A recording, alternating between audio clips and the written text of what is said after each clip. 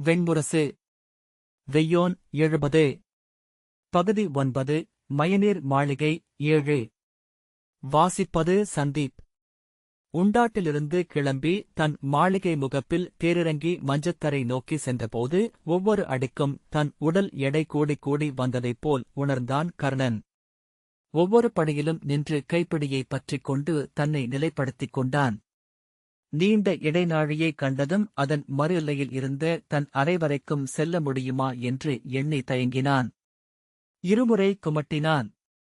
அவனை தொலைவிலேயே கண்ட சிவதர் சிற்றடிகளுடன் விரைந்து அவனை அணுகி அவனருகே நின்றார். அவனைப் பிடிக்க அவர் முயலவில்லை. அவன் அவரது தோளைப் பற்றிக் கொண்டு மெல்ல காலடி எடுத்து வைத்து நடந்தான். ஏப்பம் விட்டு சற்று துப்பிய பின், அந்த அறவொரு சுவடி எங்கே என்றான். என்ன என்றார் சிவதர். அறவுரி. அறவுரியை வெட்டி சுவடியாக்கி அதில் நாகங்களின் கதை என்றான். எங்குள்ளது என்று சிவதர் கேட்டார். அறவுரியை. அறவுரி வெள்ளி நிறமானது. அதில் குமட்டலை ஆவியாக வெளியேற்றி நாகங்களின் கதை. நீல நிறமான எழுத்துக்கள். அவன் சரியும் இமைகளை தூக்கி சிவதரை நோக்கி புன்னகை செய்து, ஆனால் அவையெல்லாம் நாகங்கள். நாகமுட்டைகள். நாகக்குழவிகள். நாகங்களைக் கொண்டே அவற்றை எழுதியிருந்தனர் என்றான். அவர்களை நான் பார்த்தேன் சிவதரே. சிவதர் எவரை என்றார் திகைப்புடன். நாகர்களை. இந்த நகருக்கு அடியிலேயே வளைகளில் உரகநாகர்கள் வாழ்கிறார்கள். இந்நகர் முழுக்க பரவிச் செல்லும் கரவுப் பாதைகள் அவர்களுக்குள்ளன. எங்கு வேண்டுமென்றாலும் அவர்கள் எழ முடியும். வேர்களைப் போல. சிவதர் வருக அரசே, கடைத்திருக்கிறீர்கள் என்று அழைத்துச் சென்றார். அவன் மஞ்சத்தரை வாயிலில் நின்றிருந்த காவலன் தலைவணங்கினான். சிவதர் கதவைத் திறந்து அவனை உள்ளே செல்லும்படி கை காட்டினார். காலை உள்ளே வைத்ததுமே அவன் ஆ என மூச்சொலி எழுப்பி பின்னடைந்தான். அவன் அறைக்குள் சுவர் மூலையில் முழங்கால் மடித்து உடற்குவியல் என ஒரு சிற்றுருவ நாகன் அமர்ந்திருந்தான். தலையில் நாகபடக் கொந்தை அணிந்து கல்மாலை நெஞ்சிலிட்டு அரவுத்தோலாடை அணிந்தவன். என்ன என்றார் சிவதர். அறைக்குள். நாகன் என்றான் கர்ணன். எட்டிப் பார்த்துவிட்டு நிழல்தான் என்ற சிவதர் அவனை கைப்பற்றி உள்ளே கொண்டு சென்றார். நிழலா? நான் நினைத்தேன் என்றபடி அவன் அறையை நன்கு நோக்கினான். அவன் நாகனென எண்ணியது நிலைப்பிடத்தின் நிழல்தான். பிறைக்குள் தனிச்சுடராக நெய்விளக்கு எரிந்தது. மஞ்சம் வெண்பட்டு விரிக்கப்பட்டு காத்திருந்தது. குறிப்பிடத்தில் குளிர்நீர்க்குடம். சாளரத்துக்கு அப்பால் மகிழ்காட்டின் மரங்களின் மேல்பகுதி இலைக்குவைகள் இருளுக்குள் இருளென மகிழ்ந்து கொப்பளித்தன. காற்று சலசலத்தோடுவது ஒரு மெல்லிய குரலென ஒலித்தது. அவன் மேலாடையை விலக்கி எடுத்து குறிப்பிடத்திலிட்டார் சிவதர். அவன் மஞ்சத்திலமர்ந்ததும் குரடுகளை கழற்றி அகற்றினார். கற்கள் பதித்த கங்கணங்களையும் தோள்வளைகளையும் கழற்றினார். மார்பின் மணியாரத்தை தலைவழியாக எடுத்து அதில் சிக்கிய மயிரிழைகளை அகற்றினார். அவர்கள் எப்படி வேண்டுமென்றாலும் வர முடியும் என்று கர்ணன் சிவந்த கண்களுடன் சொன்னான். அவர்களுக்கு தடைகளே இல்லை. அவன் கண்களை மூடிக்கொண்டு மெல்ல படுத்தான். சிவதர் அவன் விரல்களிலிருந்து கணையாழிகளை ஒவ்வொன்றாக உருவினார். அணிகளை அருகிருந்த ஆமையோட்டுப் பெட்டியில் இட்டு பிறைக்குள் வைத்தார். நீர் அருந்துகிறீர்களா என்றார் சிவதர். கர்ணன் மெல்ல குரட்டை விட்டான். அரசே என்றார் சிவதர். அவன் சப்புக் கொட்டி முனகினான். சிவதர் நுனிக்கால்களில் நடந்து மெல்ல வெளியேறினார். அவர் வெளியேறுவதை கர்ணன் தன் துயிலுக்குள் நோக்கிக் கொண்டிருந்தான். அவர் கதவை மூடியதும் அருகே அரைமூலையில் இருந்த நாகன் அவனை நோக்கி புன்னகை செய்து போய்விட்டார் என்றான். கர்ணன் திடுக்கிட்டு எழுந்து மஞ்சத்தில் அமர்ந்தான். நீங்களா என்றான். காளிகர் ஆம், நான் உங்களை சந்திக்க விழைந்தேன் என்றார். கர்ணன் அறையை நோக்கி எப்படி இதற்குள் வந்தீர்கள் என்றான். எங்களுக்குரிய வழிகளைப் பற்றி சொன்னீர்களே. நாங்கள் வேர்கள். வேர் நுழையும் விரிசல்களில்லாத அமைப்பு ஏதும் இங்கில்லை. கர்ணன் சுற்றிலும் நோக்கி இல்லை, இங்கு வர வழியே இல்லை என்றான். விரிசல்கள் உங்கள் சித்தத்தில் இருக்கக்கூடாதா என்ன? நீங்கள் இன்னும் எங்கள் குகையறைக்குள்தான் இருக்கிறீர்கள். கர்ணன், இல்லை. நான் இந்திர விழவுக்குச் சென்றேன். அங்கத நாடகம் கண்டேன். உண்டாட்டில் மகிழ்ந்தேன் என்றான். ஆம், அவையும் உண்மை. ஆனால் வேறு வகை உண்மை என்றார் காளிகர். நான் எங்கிருக்கிறேன்? உண்மையில் உங்களை நான் காண்கிறேனா? இல்லை, இவை என் சித்தக் குழப்பங்களா என்றான் கர்ணன். ஏனென்றால் சற்று முன்பு வரை நான் உங்களை சந்தித்ததெல்லாம் முன்பு ஏதோ காவியத்தில் கேட்டவை நினைவில் மீண்டது போலிருக்கிறது. இருக்கலாம். நாகப்பிரபாவம் என்னும் பெருங்காவியத்தில் இதே நிகழ்ச்சி உள்ளது. ஆனால் அது நாகோத்வேதத்தை அழைத்து அங்கு எழுந்த பெருநகரான மகோதயபுரத்தைப் பற்றியது. அதன் அடியாழத்தில் வாழும் உரகநாகர்களை காணச் செல்கிறான் அதன் கதைத்தலைவனாகிய அருணன். கர்ணன் பதற்றத்துடன், ஆம், இப்போது நன்கு நினைவு கூர்கிறேன்.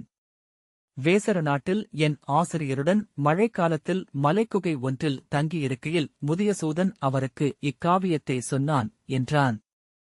அவன் பரபரப்பு கொண்டு எழுந்து நின்றான். நான் சற்று நேரத்திலேயே துயின்றுவிட்டேன். ஆனால் துயிலுக்குள் அதை கேட்டுக் கொண்டிருந்தேன். மழையொலியும் காவியச் சொற்களும் கலந்து என்னுள் பொழிந்து சொட்டி ஓய்ந்தன. அதில் நான் கேட்ட சொற்கள்தான் அனைத்தும். ஒவ்வொரு விவரிப்பும் ஒவ்வொரு கூற்றும் அப்படியே அந்நூலில் கேட்டவை. அவன் திகைத்து, இவ்வறைக்குள் நீங்கள் வந்து அமர்ந்திருக்கும் காட்சியும் அக்காவியத்தில் உள்ளதே என்றான். காளிகர் நகைத்து, ஆம் என்றார். நான் எங்கிருக்கிறேன் என்றான் கர்ணன். காவியத்திற்குள் என்றார் காளிகர். கர்ணன் வாயிலை நோக்கினான்.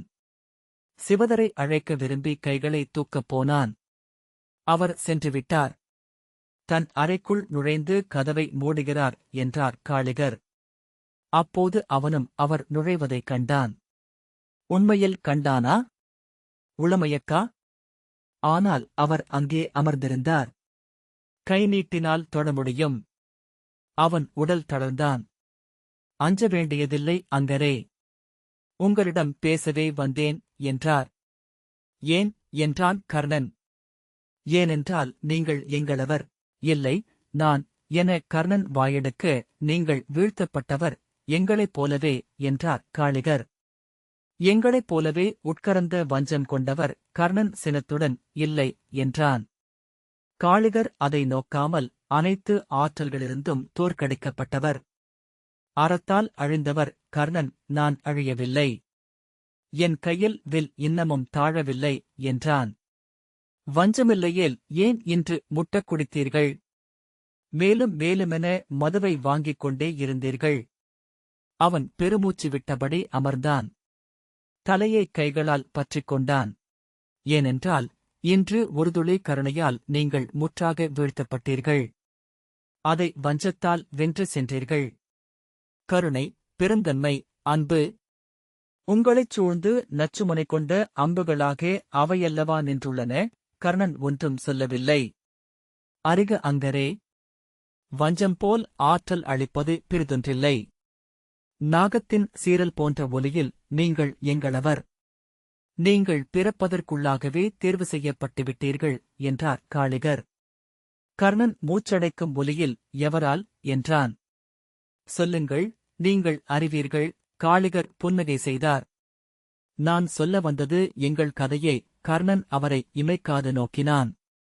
நாகவிழிகள், கைக்குழந்தையின் சிறுவிரல்லகம் போல மெல்லிய ஒளி கொண்ட இரு முத்துக்கள். அவன் விழிதிருப்ப விழைந்தான்.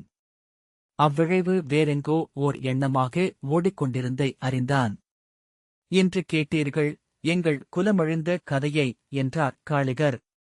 சொல்லப்படுகையில் அனைத்தும் எத்தனை எளிதாகிவிடுகின்றன. சொல்லை மானுடர் கண்டடைந்ததே அனைத்தையும் எளிதாக்கிக் கொள்வதற்காகத்தான். சொல்லப்படுகையில் ஒவ்வொன்றும் எல்லை கொண்டு விடுகின்றன.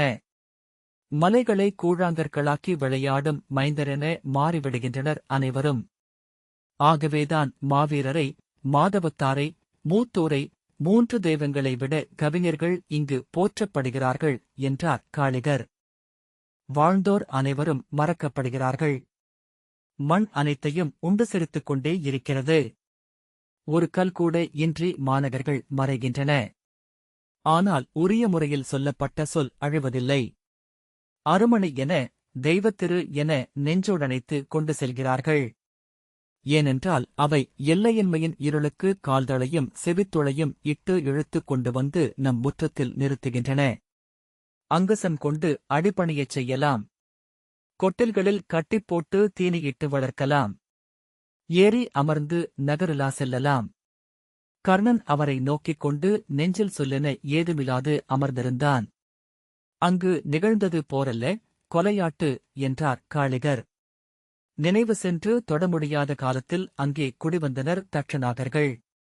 அக்காட்டின் எல்லையெனச் சூழ்ந்திருந்த 3 சிற்றாறுகளுக்கும் யமுனைக்கும் அப்பால் செல்ல அவர்களுக்கு குடிவிலக்கு இருந்தது. கதைகளெனக்கூட பிற நிலங்களை அவர்கள் அறிந்திருக்கவில்லை. அவர்கள் விழைந்த அனைத்தும் அக்காட்டுக்குள்ளேயே இருந்தன. இன்னுணவும் மயல் மதுவும் அளவின்றி கிடைத்தன. உண்டாட்டும் காதல்களியாட்டுமே அவர்களின் வாழ்வென்றிருந்தது. எதிரிகளை அவர்கள் அறிந்திருக்கவில்லை. முதல் எதிரியென அவர்களின் தொல்குடி நினைவிலிருந்த அனலை அவர்கள் விண்ணெழும் மின்கதிர்வடிவிலன்றி பார்த்ததில்லை.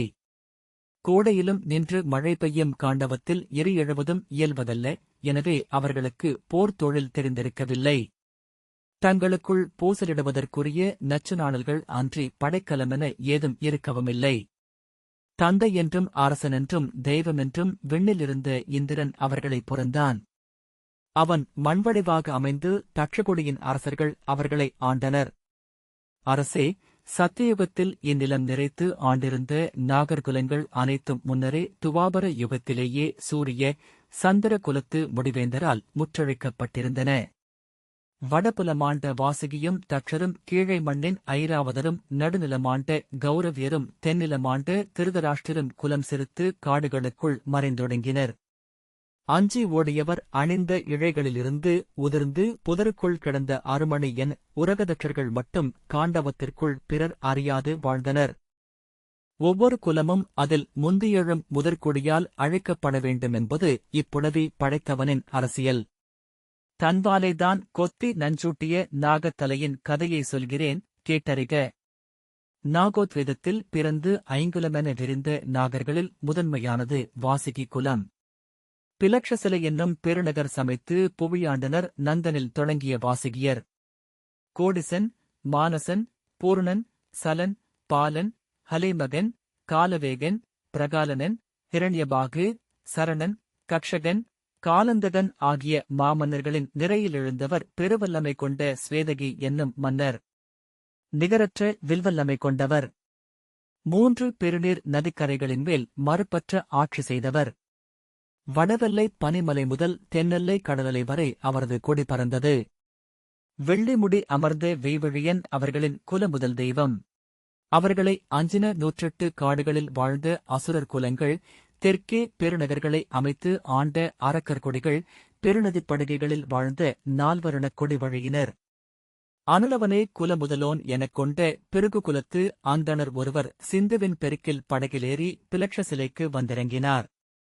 4 வேதங்களும் 6 நெறிகளும் 3 தத்துவங்களும் கற்றுத் தெளிந்தவர். சொற்களைத் தீட்டி அருமணிகளென்றாக்கியவர். காலத்திரை விலக்கி நோக்கும் கண்கள் கொண்டவர். அறிவரை எதிர்கொண்டு அவையமரச் செய்தார் ஸ்வேதகி.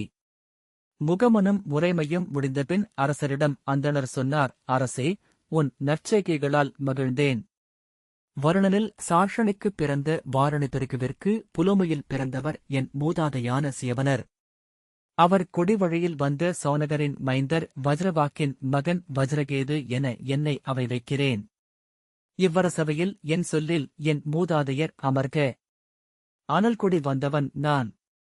அரசர்களின் கொடிகளில் தழல் பறப்பதை விழைபவன். ஆனால் இங்கு வந்தபோதே அரியணைக்கு மேல் பறக்கும் இரட்டை அரவு கொடி சாளரம் நிறைத்து வரும் பெருங்காற்றிலும் பறக்காது துவண்டிருப்பதைக் கண்டேன். உள்ளத்தில் உறைந்த துயரை அறிகிறேன். அதை குறித்து நீர் என்னிடம் ஒரே ஒரு வினாவை மட்டும் கேட்கலாம் என்றார் வஜ்ரகேது. ஸ்வேதகி வணங்கி, ஆம் அந்தணரே. இது என் அகம். நான் ஐங்குலத்தின் முதலரசனாக இங்கு அரியணை அமர்ந்திருக்கிறேன். ஆனால் என் உள்ளம் குளிர்ந்து நீரிலூறிய மரவொரி என கிடக்கிறது. என் இடைப்பசியும் வயிற்றுப் பசியும் சொற்பசியும் சித்தப்பசியும் அணைந்து கிடக்கின்றன. விழிகளில் ஒளியில்லை. என் கனவுகளில் அசைவிலாது கிடக்கும் கரும்பாறைகளை மட்டுமே காண்கிறேன் என்றார். நேற்று நான் கண்ட கனவொன்றில் நான் இறந்து உறைந்து கிடந்தேன். என்னைச் சூழ்ந்திருந்தவர்கள் நான் இறந்திருப்பதையே அறியாமல் இயல்பாக பேசிக் கொண்டிருந்தனர். என்மேல் ஈக்கள் வந்தமர்ந்தன. என் உடல் ஒப்பிக்கொண்டே இருந்தது. வியர்த்து விழித்துக் கொண்டு ஏங்கி அமர்ந்திருந்தேன். இருள் விலகிய போதுதான் நகரில் நீங்கள் வந்திறங்கியிருக்கும் செய்தி வந்தது. உங்களிடம் என் வினவுக்கான விடையிருக்குமென எண்ணினேன். அவ்வினாவையே இங்கு வைக்கிறேன். இக்கொடி பறக்க நான் என்ன செய்ய வேண்டும்? அரசே, மன்னர்கள் நெருப்பைப் போல எரிந்து பரவாத நெருப்பு அணைந்து போகும் என்றறிக. நீங்கள் உங்கள் குலநெறிகளில் சேற்றில் களிறு என சிக்கியிருக்கிறீர்கள். ஐங்குலத் தலைவராக நீங்கள் அமரும் வரை இந்த நகரெல்லைக்கு அப்பால் நீங்கள் விரிய முடியாது. விரியாமையால் அணையத் தொடங்கிவிட்டீர்கள் என்றார் அந்தணர். நான் செய்ய வேண்டியது என்ன? என்றார் ஸ்வேதகி. பாரத வருஷத்தின் வரலாறெங்கும் அனைத்து குலத்தலைவர்களும் செய்வதைத்தான். சிறகு முளைத்தபின் பட்டாம்பூச்சி கூட்டுக்குள் இருப்பதில்லை. குலமூப்பு அடைந்தபின் அரசராவதே வழி. அரசர்கள் பேரரசர்களாக வேண்டும். பேரரசர்கள் சக்கரவர்த்திகளாக வேண்டும். சக்கரவர்த்திகளோ அரசு துறந்து அரசப்படுவர்களாகி முழுமை பெற வேண்டும். விண்ணில் அவர்களுக்கான பீடம் ஒருங்கியிருக்கும். இங்கிருக்கிறீர்கள் நீங்கள். எளிய மானுடராக கோல் கொண்டு முடிசூடி அறம் நாட்டைக் கொடையளித்து புகழ் விரிந்து இப்புவியை ஆண்டு நீங்கள் விண்ணேற வேண்டாமா? மண்ணாண்டு விண்ணமர்ந்த சக்கரவர்த்திகளான பிருதுவும் யயாதியும் அமர்ந்திருக்கும் விண்ணுலகில் அல்லவா உங்களுக்கும் பீடம் அமைய வேண்டும்? இங்கு இவ்வண்ணம் உதிர்ந்தால் உங்கள் பிறப்பு பொருளற்றதாகும். நான் என்ன செய்ய வேண்டும்? என்றார் ஸ்வேதக வாசுகி. அதற்குரிய வழிகளையும் முன்னோர் இங்கு அமைத்திருக்கின்றனர். மகாசத்திர வேள்வி ஒன்றை தொடங்குக. அதில் உங்களை வேள்விக்காவலராக அமர்த்துக. உங்கள் ஐங்குலங்களும் அங்கே வந்து உங்களை முடியுடை முதல் மன்னராக ஏற்று வேள்வி முறை செய்ய வேண்டும். அசுரர்களும் அவுணர்களும் அரக்கர்களும் வந்து உங்கள் கோல் வணங்கி அடிக்காணிக்கை அளிக்க வேண்டும். சத்திரவேள்வி என்பது அதைச் செய்யும் அரசரின் வெண்கொடை நிலை பெறுவதற்கான வழி என அறிக. உங்கள் அடிபணிந்து திரையளிக்காத அனைவரும் உங்கள் எதிரிகள். அவர்களின் ஊர்களை உங்கள் படைகள் சூழட்டும். அவர்களின் ஊர்களை வென்று கருவூலங்களை கொள்ளையிடட்டும். திரைச்செல்வமும் கொள்ளைச் செல்வமும் உங்கள் கருவூலத்தை நிறைக்கட்டும். அதைக் கொண்டு 7 வகை அறங்களை இயற்றுக. உங்கள் நிலமெங்கும் நீர்வளம் நிலைநிறுத்துக. ஊர்களெங்கும் ஆலயங்கள் அமையட்டும். குடிகள்தோறும் கல்விச்சாலைகள் நிறைக. வழிகளெங்கும் அன்னசாலைகள் அமைக. பெருநூல் பயிலும் புலவர் அவை சிறக்கட்டும். வேள்விச்சாலைகளில் வேதச்சொல் ஒலிக்கட்டும். முனிவர்களின் தவச்சாலைகள் மேல் தெய்வங்கள் வந்திறங்கச் செய்க. உங்கள் அரசை விண்ணவரும் மன்னவரும் வாழ்த்துவர். வைரமுடிசூடி வெண்குடை கவித்து சக்கரவர்த்தி என்று அமர்க.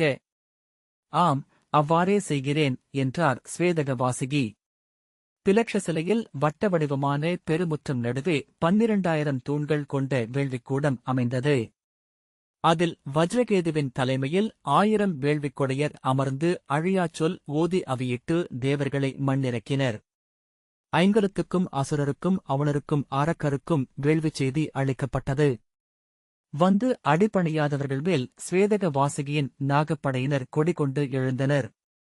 100 போர்களாக 100 ஆண்டு காலம் நடந்தது அந்த வேள்வி என்கின்றன கதைகள். ஸ்வேதக வாசுகிக்குப் பின் அவர் மைந்தர் உபநந்த வாசுகி அவ்வேள்வியை நடத்தினார். கடல் தேரும் ஆறுகளைப் போல நெய்க்குடங்கள் ஏந்திய படகுகளும் வண்டிகளும் பிலக்ஷ சிலைக்கு சென்று கொண்டிருந்தன. நாளும் பகலும் முறியாதெழுந்த வேள்விப் புகையால் 1000 அவியளிப்போர் விழியிழந்தனர் என்கின்றன கதைகள். 7 பெரும் போர்களில் தோற்றடங்கிய ஐங்குலங்களும் ஸ்வேதக வாசுகியை முழுதேற்றன. 16 ஜனபதங்களும் 18 அரக்கர் கொடிகளும் 108 அசுர கொடிகளும் அவரை தங்கள் அரசரென்றன.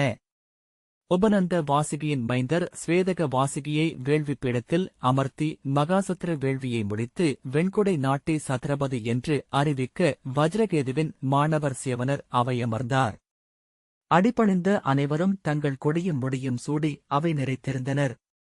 புல்குறியும் விண்மீன் குறியும் ஒலிக்குறியும் ஒளிக்குறியும் தேர்ந்த நிமித்திகர் அரசே, சத்ரவேள்வி முடிவடையவில்லை. உங்கள் குலத்திலேயே உங்களை முழுதேற்காத ஒரு கிளை எங்கோ உள்ளது என்றனர்.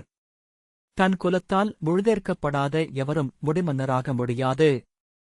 முடியணியாதவர் கொடி கொண்டு செல்லவும் கூடாதென்றறிக. சினந்தெழுந்த ஸ்வேதகி தன் அமைச்சர்களையும் படைத்தலைவர்களையும் நோக்கி சினந்து, எவர்? எஞ்சியிருக்கும் என் கிளை எது? என்று கூவினார். அரசே, ஐங்கிளையும் 76 கிளைகளாகப் பிரிந்து 12,000 குடிகளென்றாகி 18,000 ஊர்களில் வாழ்கின்றன. அனைவரும் அடிபணிந்து தாழ்வில் தாழ்த்தி தலையளித்துவிட்டனர். எவரும் எஞ்சவில்லை என்றார் தலைமை அமைச்சர் சிம்ஹபாகு. அறியோம். எங்கள் குறிகள் பிழைப்பதில்லை. எங்கோ எஞ்சியிருக்கிறது ஒரு குலம் என்றனர் நிமித்திகர். பாரத வருஷமெங்கும் மழையென மூடிப் பெய்து பரவி மீண்டுள்ளது எமது படை.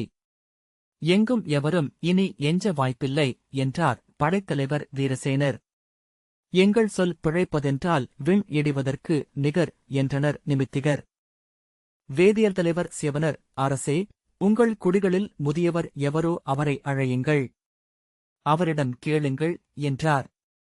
அமைச்சரின் ஆணைக்கேற்ப 150 வயதான முதுநாகர் கோகர்ணர் அவரது 4ஆம் தலைமுறை பெயர்களால் துணி மஞ்சளில் சுமந்து கொண்டு வரப்பட்டார். அவையமர்ந்து கோகர்ணர் செவியும் கண்ணும் அனலவிந்து காலமிழந்து சூழலழிந்து கரிமூடிய கனலென இருந்தார். அவர் இளம்பெயரர் கோகர்ணர் 7 முறை உரக்கக் கூவி வினாக்களை கேட்க அவர் முனகிச் சொன்ன மறுமொழிகளை இன்னொரு பெயரர் கோகர்ணர் செவி கொடுத்துக் கேட்டு அவை நோக்கிச் சொன்னார். 12 வினாக்கள் இலக்கணையாது விழுந்தன. 12வது வினாவுக்கும் பொருத்தமில்லாத மறுமொழி இருளில் இருந்து எழுந்து வந்தது. ஆனால் அது அவர்கள் தேடிய சொல்லாக இருந்தது. எந்தையர் படை கொண்டு சென்றனர். தச்சர்களை வென்றனர். வென்று முடியாது மீண்டனர். என்றும் ஒரு துளி நச்சு எங்கோ உள்ளது என்றார் முதியவர். அவர் சொல்லில் இருந்தே அவர்கள் சூரியனின் மைந்தரான தட்சசிலையின் நாகர்குலத்து அரசர் மகாபுண்டரின் இளையமைந்தர் அருளர் குலப்பகை கொண்டு நகர் நீங்கிய கதையை அறிந்தனர்.